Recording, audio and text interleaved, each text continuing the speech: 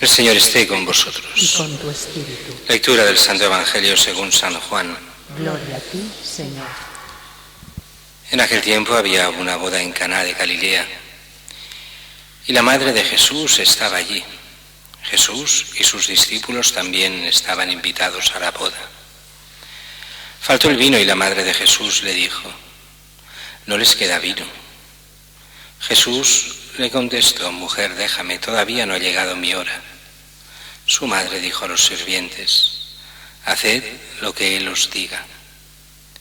Había allí colocadas 6 tinajas de piedra para las purificaciones de los judíos, de unos 100 litros cada una. Jesús les dijo: «Llenad las tinajas de agua», y las llenaron hasta arriba. Entonces les mandó: «Sacad ahora y llevádselo al mayordomo». Ellos se lo llevaron. El mayordomo probó el agua convertida en vino sin saber de dónde venía. Los sirvientes sí lo sabían, pues habían sacado el agua. Entonces llamó al novio y le dijo: «Todo el mundo pone primero el vino bueno, y cuando están bebidos el peor. Tú, en cambio, has guardado el vino bueno hasta ahora». Así, en Caná de Galilea, Jesús comenzó sus signos, manifestó su gloria y creció la fe de sus discípulos en él. Palabra del Señor. Gloria a ti, Señor Jesús. Pueden sentarse. Celebramos hoy lo que decíamos, la Virgen de la Merced, la patrona de Barcelona. Se le llama también la gloria de Barcelona, porque Barcelona como ciudad, su gran gloria es lo que ha significado la merced y los mercedarios. De hecho, si uno cogiese el santoral y empezase a buscar, casi cada día hay o un santo o un beato de la orden mercedaria, de la orden de la Merced, fundada aquí en Barcelona, y bajo los auspicios de la Virgen de la Merced. Y es que toda esta historia de la Merced, o de las gracias, porque la Merced vendría de la Mercè en catalán, pero en castellano es la Merced o la Gracia, la Virgen de las Gracias, es lo mismo.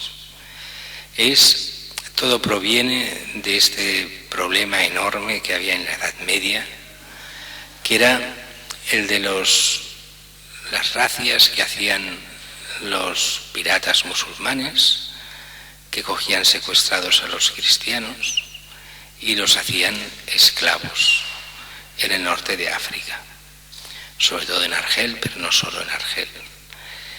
Y realmente empiezan, bueno, al principio incluso en España, en la parte musulmana, después eso se irá reconquistando, ya no será así.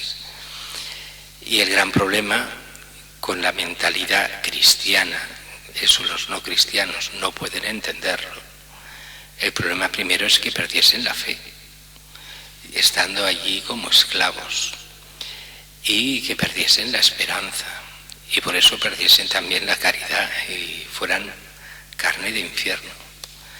Eso a la mentalidad moderna le pone muy nervioso y no quiere aceptarlo, pero es el problema principal. Y llega el momento en que Pedro Nolasco empieza a unirse con compañeros, empieza a pagar rescates con la fortuna heredada de sus padres y funda esta orden de la Merced. ¿Qué es una orden para qué? Para salvar a los esclavos. Y los esclavos, siempre en la orden de la Merced, han tenido 2 sentidos diferentes pero complementarios. La esclavitud ante los musulmanes y la esclavitud ante el pecado. El hombre que cae en el vicio y cae en el pecado es esclavo del pecado. Y la Virgen está para pedir la salvación y llevarnos a su Hijo, para no dejarnos de la mano de Dios, para que sea ella la que nos dé la gracia de la libertad. Libertad de los musulmanes, libertad del pecado, para vivir en la gracia de los hijos de Dios. Y así fueron tantos y tantos los rescatados de un signo y de otro, y hoy, como sabéis bien, los mercedarios se dedican sobre todo a aquellos esclavos del pecado que están especialmente en las cárceles y en sitios parecidos de reclusión, donde buscan que puedan llegar a entender la vida cristiana y vivir cristianamente y llegar a la conversión. El Evangelio, aunque parezca que no va por nada de todo eso, nos lo han puesto expresamente. Son estas bodas de Caná que sabéis que tienen este doble sentido, un sentido aparente y un sentido mucho más espiritual y más fuerte. El aparente, un milagro más de Jesús, que el primero de los milagros de Jesús, que se hace convirtiendo el agua y el vino en una boda. Y es cierto, eso es lo que pasó. Pero el Evangelio nos da significados mucho más profundos. Si os fijáis bien, empieza diciendo, había una boda en Caná de Galilea y la madre de Jesús estaba allí. Y sus discípulos, Jesús y sus discípulos también invitados a la boda. Es curioso, porque no se habla de los novios, se habla de María y Jesús y los discípulos invitados a la boda. Pero los protagonistas de todo el texto no son los novios, sino María y Jesús. Y María es la primera que ve el problema. Se les acaba el vino. En aquella época una boda, bueno, en aquella época y en todas, una boda sin vino no es una boda. Como siempre, no es que se fuera la gente a emborrachar, pero sí que se bebía. En todas las bodas se comía y se bebía bien. Y se hacía fiesta y gran fiesta. Y la Virgen ve que se acaba el vino. Y es la Virgen la que le dice a Jesús, no les queda vino. Y Jesús responde, mujer, déjame, no ha llegado mi hora. Todo eso que puede parecer muy sencillo es mucho más complicado de lo que podemos llegar a ver. Primero, ¿qué representa este vino? El vino representa la salvación y la gracia. Y es como si María le dijese a Jesús, oye, que se ha acabado esta gracia del Antiguo Testamento. Llega la hora de la salvación. Venga, muévete, haz lo que tengas que hacer. Y curiosamente Jesús le responde con una palabra, mujer. Jesús solo hay 2 sitios en el Evangelio que le llame mujer a María. Aquí y al pie de la cruz. Mujer, no ha llegado mi hora. Claro, su hora es la hora de la pasión, su hora de salvar al mundo, que empieza en toda su vida, pero la culminación, la salvación, el dar la vida y dar su sangre, el vino nuevo que se transforma en la sangre de Cristo, eso será en el momento de su pasión y muerte. Y entonces aquí María representa con esta mujer a toda la humanidad, como María al pie de la cruz representa a toda la Iglesia, que es madre, que se hace hija de María, y María es la madre de la Iglesia. Aquí representa a toda la humanidad y a la nueva Eva. Si por aquella vieja y antigua Eva viene el pecado, por María viene la gracia y viene la salvación. Ya sabemos que no es la salvadora, el Salvador es Cristo. Pero toda esa gracia nos viene por María, que insiste una vez y otra. Y Jesús, que está advirtiendo, no ha llegado la hora, ya llegará. Pero Jesús ya empieza a moverse y lo hace por indicación de María. María no le basta esta respuesta, se va a los servidores y les dice, haced lo que Él os diga. Es muy curiosa esta frase, haced lo que Él os diga. Porque en la mentalidad oriental, esto, incluso en catalán también se dice así, hacer caso es escuchar. Cuando uno